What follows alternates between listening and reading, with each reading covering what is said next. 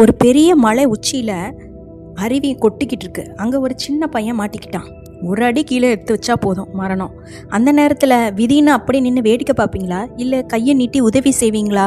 எல்லாம் கடவுள் செயல்னு சொல்லிட்டு நம்ம அமைதியாக நிற்கணுமா, இல்லை நம்மளால் முடிஞ்சதை ஏதாவது செய்யணுமா? ஒரு மலை உச்சி, ஹில் ஸ்டேஷன். அது அருவி பயங்கரமாக கொட்டுது, பேய் மாதிரி அருவி கொட்டிகிட்ருக்கு. பக்கத்தில் தான் மக்கள் குளிச்சிட்ருக்காங்க. ஒரு சின்ன பையன் என்ன பண்ணிட்டான், வழி மாதிரி அந்த உச்சிக்கு போயிட்டான். உச்சியில் போய் அப்போ தான் அவனுக்கு ரியலைஸ் ஆகுது, நம்ம மலை உச்சியில் இருக்கோம், லைட்டாக காலை அடன்னா கூட கீழே விழுந்துருவோன்னு. ஒரு அடிக்கு கீழே போனால் அவ்வளோதான் வாழ்க்கையோட முடிவு. அந்த ஒரு செகண்டில் மக்கள் எல்லாம் என்ன பண்ணுவாங்க? யாரும் ஃபிலாசபி பேசிகிட்டு இருப்பாங்களா? விதி கடவுள் என்ன பண்ணுறது, அவ்வளோதான் அவனோட விதி அப்படின்னு பேசுவாங்களா? இல்லை நம்மளால் முடிஞ்ச உதவி செய்வாங்களா? விதி கடவுள்னு யாரும் யோசிக்க மாட்டாங்க. அங்கே இருக்க ஒரு அக்கா என்ன பண்ணுறாங்க, ஓடுறாங்க. எதுவானாலும் பரவாயில்ல, நம்ம உயிரே போனால் கூட பரவாயில்லன்னு மேலே ஏறி கையை நீட்டி உதவி பண்ணுறாங்க. மற்றவங்களும் கூட சேர்ந்து உதவுறாங்க. கிட்டத்தட்ட பயங்கரமான ஒரு போராட்டம் அங்கே நடக்குது, உயிரோட போராட்டம். அது உயிரோட போராடி அவனை இழுத்து காப்பாற்றுறாங்க. இப்போ சொல்லுங்கள், அங்கே நம்ம என்ன பண்ணணும்? அவன் சாகணும், இது கடவுள் முடிவா? இல்லை நம்மளால் முடிஞ்சதை முழுசாக பண்ணணுமா? இப்போ யோசிக்கிறீங்களா? இதுதான் வாழ்க்கை. சில விஷயங்கள் நம்ம கையில் இல்லை, அதை கடவுள்கிட்ட விட்டுறலாம். ஆனால் சில விஷயம் நம்ம கையில் தான் இருக்குது, நம்ம அதை செய்யாமல் விட்டுடக்கூடாது. இப்போ இன்னொரு எக்ஸாம்பிள் சொன்னோன்னா, ஒரு மனிதனுக்கு ஒரு தாட் வருது. ஒரு வீட்டுக்கு போனால் ஒரு தங்க செயின் தரையில் கிடக்குது. அவனுக்கு அப்போ ஒரு தாட் வருது, இந்த செயினை எடுத்து மட்டும் நம்ம வச்சுக்கிட்டோம்னா நம்ம பிரச்சனையெல்லாம் தீர்ந்துடும், கடன்லாம் அடைச்சிடலாம், திருடலாம் அப்படிங்கிற எண்ணம் தான் அது. ஆனால் அவன் என்ன முடிவு எடுக்கிறான், அதுதான் அவனோட வாழ்க்கையை முடிவு செய்யுது. அவன் திருடினானா கண்டிப்பாக போலீஸில் மாட்டுவான், இதுதான் விதி. திருடலைனா அவன் போலீஸ்கிட்ட மாட்டணுங்கிறது விதி இருந்தாலும், இப்போ போகிற போக்கில் என்ன ஆகும்னா டிராஃபிக் போலீஸ்கிட்ட மாட்டுவான், என்னப்பா ஃபைன் கட்டிட்டு போகிற மாதிரி இருக்கும். இதே அவன் திருடினானா நல்லா போய் திருட்டு கேஸில் மாட்டி சமத்தியாக வாங்குவான். இதுதான் மாட்டுறதுங்கிற விதி இருக்கலாம். ஆனால் எப்படி மாட்டுறது, எவ்வளவு பாதிப்புங்கிறது நம்ம கையில் தான் இருக்குது.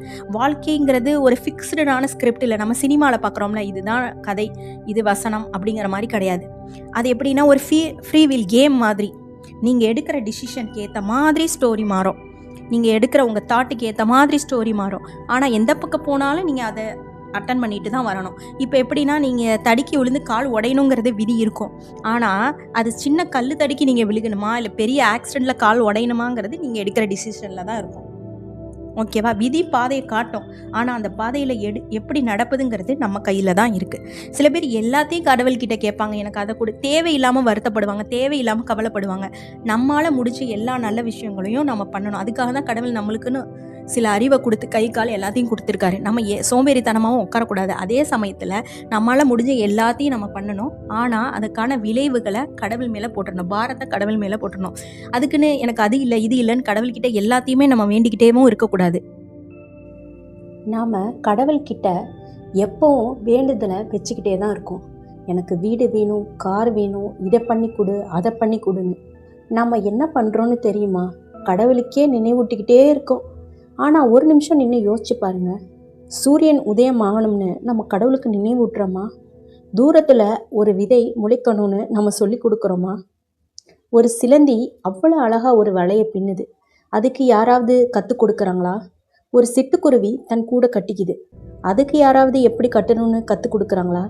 இந்த எல்லையற்ற பிரபஞ்சத்தில் எத்தனை விஷயங்கள் எவ்வளவு நேர்த்தியாக எவ்வளோ அழகாக நடந்துக்கிட்டே இருக்குது.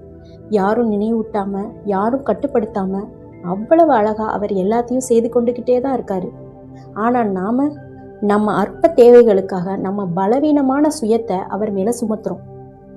இதை கொடு அதை கொடுன்னு கேட்டுக்கிட்டே இருக்கோம். ஒரு விஷயம் கேட்கலாமா? கடவுள் வெளியே இருக்காரா, இல்லை நமக்குள்ளே இருக்காரா? நம்ம எல்லா எண்ணங்களும் அவருக்கு தெரியாதா? நமக்கு என்ன தேவை இல்லைன்னு அவருக்கு தெரியாதா? கடவுளுங்கிறவர் வெளியில் இல்லை, நமக்குள்ளே தான் இருக்கார், ஒரு விதையாக இருக்கார். ஆனால் நாம் அதை பார்க்க மாட்டோம், வெளியில் தான் தேடிட்டு இருப்போம். உங்கள் இதயத்திலிருந்து தான் எண்ணங்கள் பிறக்குது, விருப்பங்கள் உருவாகுது, வாழ்க்கை நகருது. அதே இதயத்திலிருந்து தான் ஒரு சக்தி உங்கள் உடம்பு முழுக்க பரவுது. அதுக்கான கட்டுப்பாடு என்ன தெரியுமா? உங்கள் மனசு தான்.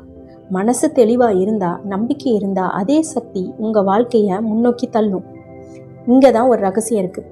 நீங்கள் நினைக்கிற விஷயம் உண்மையாகவே உருவாக ஆரம்பிக்கும். ஆனால் அதுக்குள்ளே இது நடக்குமான்னு சந்தேகம் வந்துட்டா அங்கேயே நின்றும். நம்பிக்கை முழுமையாக இருந்தால் வழி தானாக வரும். சந்தேகம் இருந்தால் தானாக மறைஞ்சு போயிடும். பயம் இருந்துச்சுன்னா, குழப்பம் இருந்துச்சுன்னா அதே சக்தி அப்படியே நின்றோம். பிரார்த்தனை என்னங்கிறது என்ன தெரியுமா? அது வார்த்தைகளில் கிடையாது, அது ஒரு விழிப்புணர்வு. இதுக்கு கோவில் கூட தேவையில்லை, நீங்கள் கோவிலுக்கு போய் கும்பிடணுங்கிற அவசியம் கூட இல்லை. விழிப்புடன் இருக்கும் இதயம் தான் முக்கியம், அதுவே போதும். இதயத்தில் கடவுளை கண்டவனுக்கு வெளியில் கோயில் தேவையில்லை, அவர் உங்களுக்குள்ளே தானே இருக்கார். ஒரு சின்ன எக்ஸாம்பிள், ஒரு ரயில் போயிட்டுருக்கு. அப்போ நீங்கள் ஒரு மூட்டையோடு அந்த ரயிலில் ஏறுறீங்க. அந்த மூட்டையை, அந்த சுமையை நீங்கள் தலை மேலே வைப்பீங்களா இல்லை பக்கத்தில் வைப்பீங்களா? பக்கத்தில் தானே வைப்பீங்க. ஏன்? ரயில் அதையும் சேர்த்து சுமக்கணும்னு உங்களுக்கு தெரியும். ஆனால் வாழ்க்கையில் மட்டும் அந்த சுமையை நீங்கள் சுமந்துக்கிட்டே இருக்கீங்க. நாம் ஏன் சுமக்கிறோம்? நான் செய்கிறேன்னு நினைப்பதை விட்டுட்டு அது நடக்குது நான் பார்த்துட்டு இருக்கேன்னு மாறுங்க. சிட்டுக்குருவி மாதிரி, சிலந்தி மாதிரி நீங்கள் உங்கள் காரியத்தை அமைதியாக செய்யுங்க. வாழ்க்கை தானாகவே நகரும். நீங்கள் சுமையை விட்ட உடனே வாழ்க்கை சுமையாக இருக்காது, அது ஒரு அழகான பயணமாக மாறிடும்.